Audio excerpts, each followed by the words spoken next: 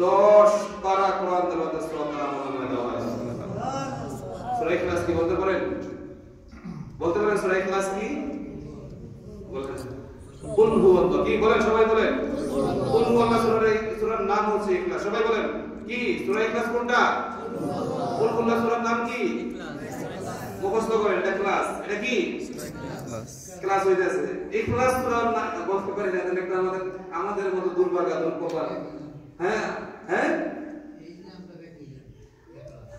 ইখলাস আচ্ছা মাশাআল্লাহ। ব্যাকে জানেন অনেকেই জানেন না, জিজ্ঞেস করলে এক আলাদা ভাবে জিজ্ঞেস করলে অনেকেই পারে না। ঠিক আছে, তো সূরা ইখলাস বলি কুল হুয়াল্লাহু আহাদ। বলেন আল্লাহুস সামাদ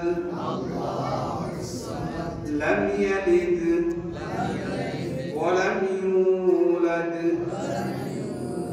ওয়া লাম ইয়াকুল লাহু কুফুয়ান আহাদ।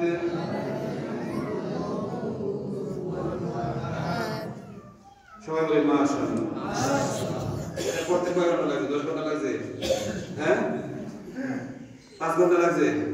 5 মিনিট লাগছে? এই যে সূরা ইখলাস পড়লেন আমাদের আমলনামায় কয় পারা তেলাওয়াত করা সওয়াব দিয়ে দিয়েছেন? কয় পারা? 10 পারা। এখন যদি আপনারা 10 পারা তেলাওয়াত করতে যান ঠিকই 10 ঘন্টা লাগবে।